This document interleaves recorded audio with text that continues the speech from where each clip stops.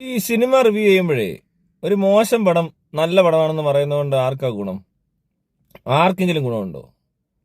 റിവ്യൂവർക്ക് ഗുണമില്ല, ഈ ഇതിന്റെ പ്രൊഡ്യൂസർക്ക് ഗുണമില്ല, ഇതിന്റെ ഡയറക്ടർക്ക് ഗുണമില്ല, ഒന്നുമില്ല. കുറെ കാശ് കൊടുത്തിട്ട് വെറുതെ ഒരുത്തിനെ കൊണ്ട് പറയിക്കുമ്പോൾ സത്യം പറഞ്ഞാൽ പടം മോശമാണെങ്കിൽ ആ റിവ്യൂവറുടെ ക്രെഡിബിലിറ്റിയും പോവും.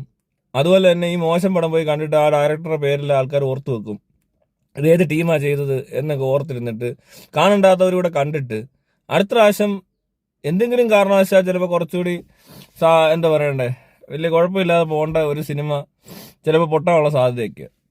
പക്ഷെ ഇവന്മാരല്ലേ ചെയ്യുന്നേ, കഴിഞ്ഞ പ്രാവശ്യം നമ്മൾ കണ്ടതല്ലേ, നമ്മളെ പറ്റിച്ചതല്ലേ എന്നൊക്കെ തോന്നത്തില്ലേ? നല്ല സിനിമ ചെയ്താൽ ആൾക്കാർക്ക് റിവ്യൂവിൻ്റെ ആവശ്യമില്ല. ശരിക്കും പറഞ്ഞാൽ എന്തിനാ റിവ്യൂ? സിനിമ കാണാൻ പോകാൻ ആരുടെ റിവ്യൂ ചെയ്യുന്നത്? അല്ലാതെ ഇവിടെ ഇപ്പോൾ ചുമ്മാ കിടന്നുകൊണ്ട് റിവ്യൂക്കാർ എന്താണ്ട് ചെയ്താൽ ഉടനെ പടം നന്നാവുമോ, പടം കൂടുതൽ ആൾക്കാർ കാണുമോ, ഒന്നും ചെയ്യത്തില്ല. പടം നന്നാകത്തില്ല എന്താണേലും. പിന്നെ കുറച്ച് പൊട്ടന്മാർ, ഈ ബുദ്ധിയില്ലാത്ത പിള്ളേരുണ്ട്, അവർ പിന്നെ ഏത് പടം വന്നാലും കാണുന്നവരൊക്കെ ആയിരിക്കുമെന്നേ. പിന്നെ അവരും ചുമ്മാ ഇരുന്നവരെന്ന് പറയും, ഇതുകൊണ്ട് അയാൾ പറഞ്ഞു കേട്ടിട്ടാ പോയത്, അല്ല അങ്ങനെയൊക്കെ അവർക്ക് തോന്നുമായിരിക്കും. പക്ഷെ യഥാർത്ഥത്തിൽ അങ്ങനല്ല. ഞാൻ ഒരു പടവും കാണാറില്ല എന്നുള്ളതാണ് ഏറ്റവും വലിയ രസം. വല്ലപ്പോഴും ഭയങ്കര നല്ല സിനിമ വരുമ്പോൾ അറിയാം, അതങ്ങ് കാണും. അതെങ്ങനെയാണ് എനിക്ക് അറിയാവുന്നതെന്ന് എനിക്കറിയത്തില്ല.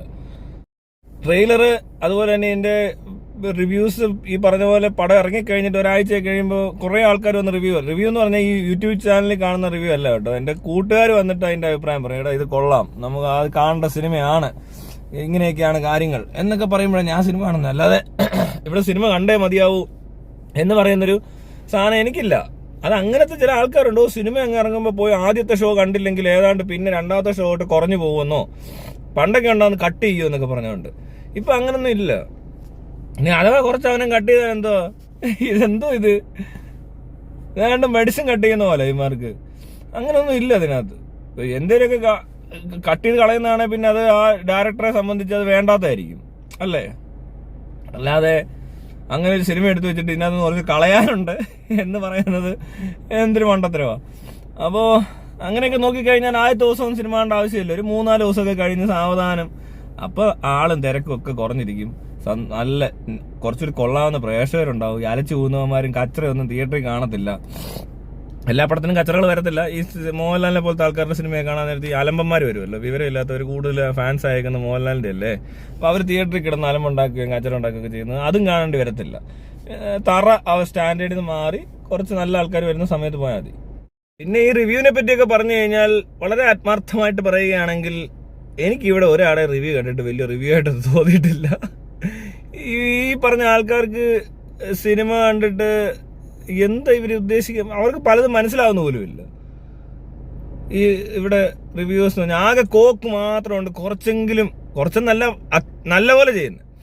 എനിക്ക് ചില കാര്യങ്ങൾ ഇഷ്ടപ്പെടുന്നത് അവിടെ മാത്രം. വേറെ ഒരുത്തം പറയുന്നത് ഒരു സുഖമില്ലാത്ത സാധനമാണേ കോക്ക്. പിന്നെ ഇങ്ങനെ ഈ പറഞ്ഞ പോലെ കോക്കിന്റെ രീതി ഭയങ്കര രസമാണ്. അല്ലാതെ വേറെ ഒരു തെണ്ടി പറയുന്നത് ഞാൻ ഇന്നേവരെ കേട്ടിട്ടില്ല.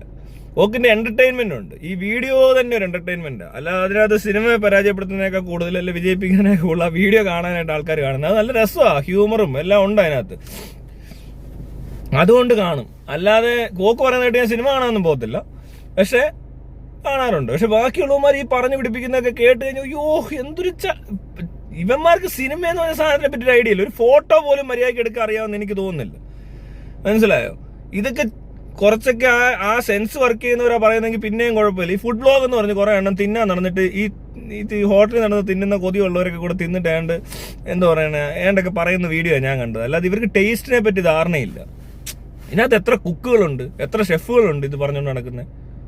ഇതിനെയൊക്കെ നോക്കിക്കഴിഞ്ഞാൽ ശരിക്കും പറഞ്ഞാൽ ഈ പറഞ്ഞ റിവ്യൂസ് അല്ലെ, പിന്നെ വണ്ടി റിവ്യൂ ചെയ്യുന്നവരല്ലാണ്ട് ഭയങ്കര മെക്കാനിക്കൊന്നും അല്ല. അല്ലെങ്കിൽ എന്താ ഈ മെക്കാനിക്കലും പോട്ടെ, ഓട്ടോമൊബൈൽ എഞ്ചിനീയറിംഗ് കഴിഞ്ഞവർ വന്നിട്ട് പറയുന്ന സാധനമൊന്നും അല്ല കൂടുതൽ നമ്മൾ കണ്ടേക്കുന്നത്. ട്രാവൽ ചെയ്യുന്നതെന്ന് പറഞ്ഞാൽ വണ്ടി വിളിച്ച് എങ്ങാണ്ടൊക്കെ പോകുന്ന വഴിക്ക് എന്തൊക്കെയോ വിളിച്ചു പറയുന്നു എന്നുള്ളതല്ലാതെ ശരിക്കും പറഞ്ഞാൽ ആ ഒരു സീനിക് ബ്യൂട്ടി നല്ല രീതിയിലൊരു ക്യാമറ ക്യാപ്ചർ ചെയ്യാനോ അല്ലെങ്കിൽ അവിടുത്തെ ഒരു വിഷ്വൽ നല്ല രീതിയിൽ കാണിച്ചു കൊടുക്കാനോ ഒന്നും പറ്റുന്നില്ല. ഫോട്ടോ അല്ലെങ്കിൽ അവരുടെ വീഡിയോ ഇതൊന്നും ഒരു ക്വാളിറ്റി ഇല്ല. ചുമ്മാ കാണിച്ചു കൂട്ടുന്നവന്മാർ ഇറങ്ങി കാണിക്കുന്ന പരിപാടി ഇവിടെ ഞാൻ കണ്ടിട്ടുള്ളൂ കേട്ടോ. മലയാളികളായ യൂട്യൂബേഴ്സ് വ്ളോഗേഴ്സ് എന്നൊക്കെ പറഞ്ഞവരുടെ ക്വാളിറ്റി വളരെ ലോ ആണ്. വളരെ കുറച്ച് പേരുണ്ട്, എല്ലാവരുടെയും ഒന്നും എടുത്ത് പേരൊന്നും പറയുന്നില്ലെന്നേ ഉള്ളൂ. ആക്കെ എല്ലാം കണക്കാ. ഇവിടെ ഫേമസ് ആയിട്ടിരിക്കുന്ന നല്ല മണ്ടത്തരങ്ങൾ പറഞ്ഞ ആൾക്കാർ ഇവിടെ കൂടുതൽ ഫേമസ് ആയിരിക്കുന്നത്. അവർക്കാണ് കൂടുതൽ റീച്ചും എല്ലാം ഉള്ളത്. അത് നമ്മുടെ നാടിന്റെ ഒരു പ്രത്യേകതയാണ്, മനസ്സിലായില്ലേ? നാട്ടിലിപ്പോ ഭരിക്കുന്ന ആൾക്കാരെ കണ്ടാലും ഇവിടെ രാഷ്ട്രീയ പ്രവർത്തകർ, സിനിമാ നടന്മാര്, ഈ പറഞ്ഞ പോലെ വ്ളോഗേഴ്സ് എല്ലാം ഏകദേശം ഈ നാടിന്റെ ഒരു സ്വഭാവം അനുസരിച്ചും ഇവിടുത്തെ ഒരു ടേസ്റ്റ് എല്ലാ കാര്യത്തിലും, ആ എസ്തെറ്റിക് സെൻസ് എങ്കിൽ എസ്തെറ്റിക്, പൊളിറ്റിക്കൽ വ്യൂ എങ്കിൽ അത്, പിന്നെന്താ എല്ലാം ടെക്നോളജി ആണെങ്കിൽ പോലും നമ്മള് വളരെ പുറയിലാണേ. അപ്പൊ നമ്മളെ കൊണ്ട് പറ്റുന്ന പോലുള്ള കാര്യങ്ങളെ നമുക്ക് താങ്ങാൻ പറ്റുന്നതല്ലേ. എന്നാലോ ഇൻഫർമേഷൻ ഓൺ ഫിംഗർ ടിപ്പ്, ലോകത്തിലുള്ള എല്ലാ വിവരങ്ങളും നമുക്ക് കാണാൻ പറ്റും. ഏത് രാജ്യത്തെയും വ്ളോഗറോ അഡ്വഞ്ചറോ അല്ലെങ്കിൽ മ്യൂസിക്കോ ഡാൻസോ എന്ത് പഴം വേണേലും ഇതിനകത്ത് കാണാൻ പറ്റുമ്പോൾ പോലും ഈ നാട്ടിലുള്ള കഞ്ഞി പരിപാടികൾ മാത്രം കണ്ടോണ്ടിരിക്കുന്ന നിവൃത്തിയോടുള്ള ആൾക്കാരുണ്ട്. ഈ കാണിക്കുന്നവനൊക്കെ അവൻ അത്രേ പറ്റത്തുള്ളായിരിക്കും. പക്ഷേ ഈ കാണുക എന്ന് പറയുന്നത് നമ്മുടെ ഒരു ചോയ്സ് ഉണ്ടല്ലോ. നമ്മുടെ കയ്യിലാണ് ഈ സാധനം ഇരിക്കുന്നത്. നമുക്ക് ഏതും ഒരുപോലെയാണ്. ഇവിടുത്തെ പരിപാടി അവിടുത്തെ പരിപാടി എന്നൊന്നുമില്ല. എല്ലാ പരിപാടിയും നമുക്ക് കാണാൻ പറ്റും. എല്ലാം ഒരേ ചിലവേ ഉള്ളൂ. എന്നിട്ട് ഇതൊന്നും കാണാതെ ഊമ്പിത്തെറ്റി പാന്ന പരിപാടിയും കണ്ട് ഇരിക്കുന്ന ആൾക്കാരെന്ന് പറഞ്ഞാല് ഒന്ന് ആലോചിച്ച് നോക്കിയേ, എന്തൊരു അതപ്പതിച്ച ആൾക്കാരായിരിക്കും. അതിനിടെ നമ്മുടെ കൂട്ടത്തിൽ നിന്ന് കുറച്ച് ആൾക്കാർ റിവ്യൂ ചെയ്യുന്നുണ്ട്, നമ്മുടെ കൂട്ടത്തിൽ നിന്ന് കുറച്ച് ആൾക്കാർ സിനിമ ചെയ്യുന്നുണ്ട്, നമ്മുടെ കൂട്ടത്തിൽ നിന്ന് കുറച്ച് ആൾക്കാർ സിനിമ കാണുന്നുണ്ട്. ഈ കാണാൻ പോകുന്നവനും റിവ്യൂ പറയുന്നവനും ഇത് ഉണ്ടാക്കിയവനും ഏകദേശം ഒരേ ഇതുപോലെ പക്ഷികളായതുകൊണ്ടും ഒരേ റേഞ്ചിൽ ഉള്ള ആൾക്കാരായതുകൊണ്ടും ഒരേ സ്കൂളിൽ പഠിച്ചവരും ഒരേ സ്റ്റാൻഡേർഡ് ഓഫ് എന്താ പറയുക ലൈഫോ അല്ലേ പിന്നെ അതേ ക്വാളിറ്റി ഉള്ള പ്രോഡക്ട്സ് ഉപയോഗിക്കുന്നവരൊക്കെ ആയതുകൊണ്ട്, ഞാൻ ഈ പറഞ്ഞ പോലെ വലിയ പ്രോഡക്റ്റ് ഉപയോഗിക്കുന്ന ആളെന്നോ അല്ലെങ്കിൽ ഈ പറഞ്ഞ ലൈഫ് സ്റ്റൈൽ ഭയങ്കര സംഭവമാണെന്നോ ഒന്നും അല്ല പറഞ്ഞു വരുന്നത്. പക്ഷേ ഇവിടെ പൊതുവെ ഒരു പ്രത്യേകതര സാധനമുണ്ട്. ഇവിടുത്തെ ഡ്രസ്സിന് പ്രത്യേകതയുണ്ട്, ഇവിടുത്തെ ഫുഡിന് പ്രത്യേകതയുണ്ട്, ഇവിടുത്തെ എല്ലാം പ്രത്യേകതയുണ്ട്. ആ പ്രത്യേകതകളെല്ലാം ഇഷ്ടപ്പെടുന്ന ആൾക്കാരുണ്ട്. മലയാളി പൊളിയാന്ന് പറയത്തില്ലേ? അപ്പോൾ ആ പൊളിയാന്ന് പറയുമ്പോൾ ശരിയാ ഞാനും പൊളിയാന്ന് തോന്നുന്ന ടൈപ്പ് ആൾക്കാരില്ലേ. എന്നാൽ ഇവിടെ ഒരു പഴവും ഇല്ല. താൻ ഈ നാടെന്ന് പറഞ്ഞാൽ നശിച്ചൊരു നാടാ.